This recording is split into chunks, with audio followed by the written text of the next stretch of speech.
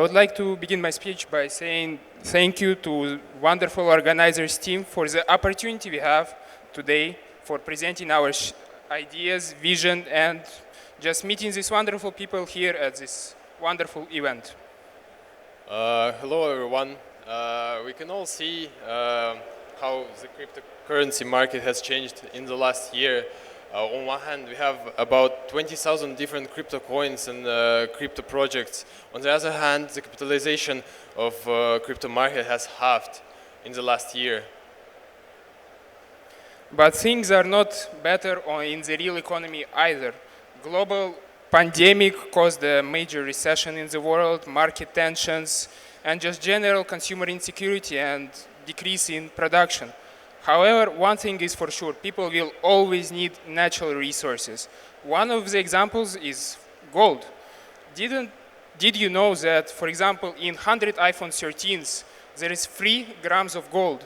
And only in 2021, Apple produced 87 millions of iPhones. That's an equivalent of 2.5 tons of actual gold, and as well as $150 million. Every day, we, of course, come in contact with these gadgets, we use the technology, and we don't even realize that most of the part uses natural resources such as precious stones and precious metals inside of them. Well, this industry is dominated by large corporations that have unlimited access to investments. They have a huge number of staff and good equipment, up-to-date equipment, as well as many other things that small and middle-sized companies don't actually get. They are forced to use outdated, ineffective technologies in their production, often being environmentally harmful. On the crypto world, problems are kind of different. There are so many projects in crypto space that are created, and they're essentially just financial pyramids in different covers.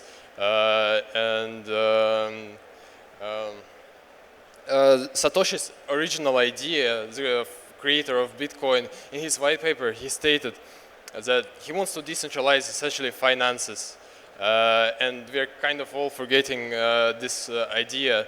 And whereas former financial director of Ethereum stated in his Reddit, crypto market has shifted to becoming clowning and circus. So just take a moment and really just imagine a world where we can not only have decentralized finances, but we can decentralize the whole sectors and branches of the economy. So yeah. Okay, Misha, how can you actually invest in gold if you want right now? Well, the answer is pretty simple. You just can go to the Wall Street and buy the shares of these large corporations and companies and hope they'll pay a great dividend to you or hope that the shares will go up. Well, however, you don't get to actually participate in what the companies are doing. You don't have a say in where they allocate their funds, what bonus their management has, whether they'll buy themselves a new Rolls Royce, a new jet. Basically, it's all without access to normal people. Well, when you actually get your money, you'll think that this economy, real natural resources and diamonds mining is not that profitable after all. Of course not. Actually, it is very, very profitable. It's all about marketing and overhead. All these companies have a bloated staff of all sorts of employees. They have their private chauffeurs, office employees. In order for them to start mining in some project in only developing countries, they have to put an office, put lots of labor. They have to do 5 years of research on the ore, and only after that they're gonna start mining actually. So it takes them a long time, and their marketing plan actually is not aiming to make countries profit, and it regulates production to keep prices high, and extremely uninterested in rising the production speed. And they also don't really care about environment, as like small and middle-sized companies in third world countries, they don't have access to new technology.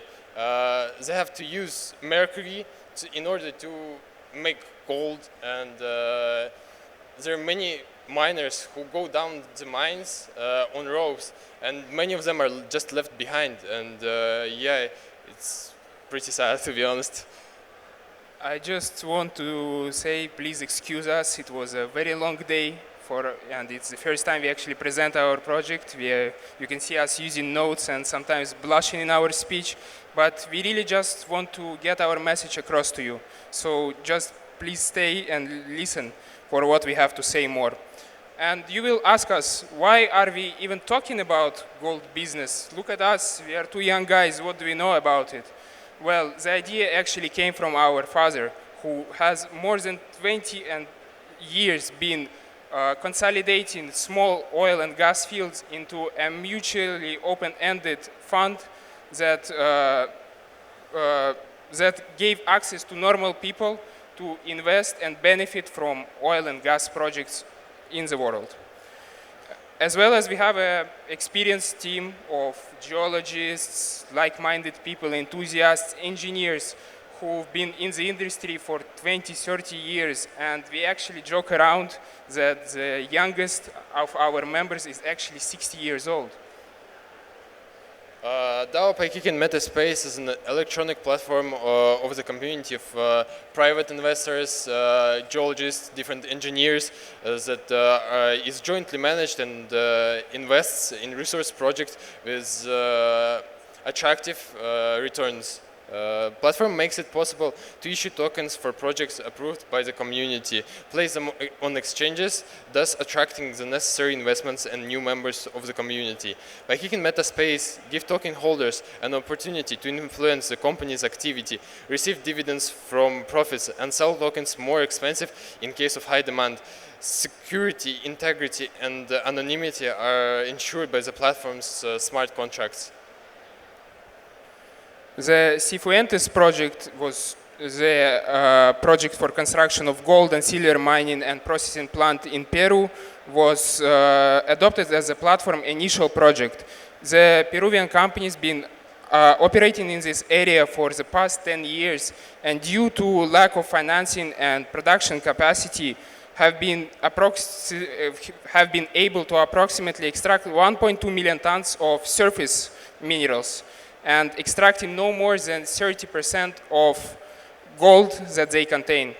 The DAO Paykiken MetaSpace community formed a working group of geologists, developers, engineers, and field experts to analyze the issue more.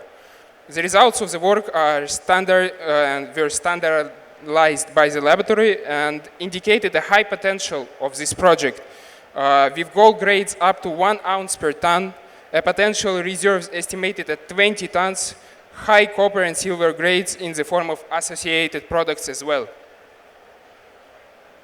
DAO Paykiken MetaSpace is based on Tron network.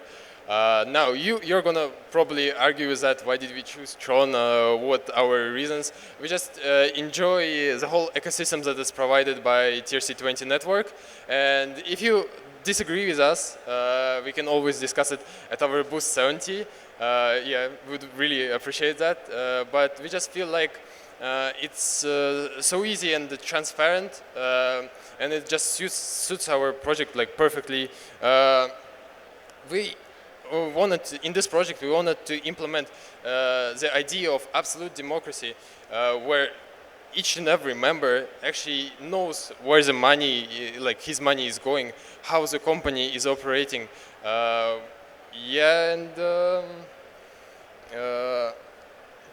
okay, you will ask what stage are we at right now in the real world. Well, I'll tell you, we had managed to arrange agreements with 13 concessions in Peru and have signed the deals for the land ownership for the next 10 years.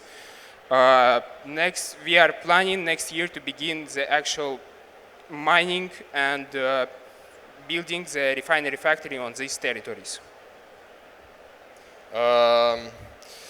We are working on a natural resources exchange using blockchain technology. The DAO Paykiken MetaSpace platform will open up the possibility of token stacking, which will be paid out of the profits generated by the real activity of the DAO. And also, as a result of voting in our Telegram channel, a web form was chosen as a means of communication and interaction within our community. And the forum will be integrated with the blockchain network. Well, Michael is jumping ahead here a little bit. Like we have members of our community working in different parts of the world, looking for such perspective projects everywhere in developing countries. Just to give you an example, we have started studying the geological materials of diamond deposits in Botswana, gold mines in Zambia and Tanzania. From the digital development point of view, we're still kind of on our early stages, and it would be pleasant to meet new people, exchange contacts, and hear a bit of your critics as well. So, yeah. Yeah, as for the weaknesses of our project, I would say the main weakness is choosing on the legal status of our DAO, because we believe that any DAO that has that can be, for example, registered in Wyoming or under any other jurisdictions, will have a real address, will have an office, and will cease to be a real DAO, because it will have an application in the real world. It will be present in the real world. The whole idea of a DAO is a little bit different. So we are still trying to work that out.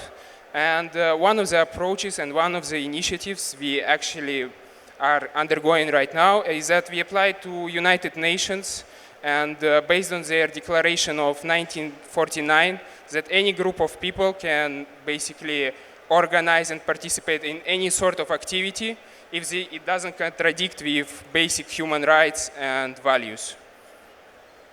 Well, thank you for taking your time and listening to us. It was a pleasure being here again, and yeah, join us. Let's make the world a little bit better together. Thank you.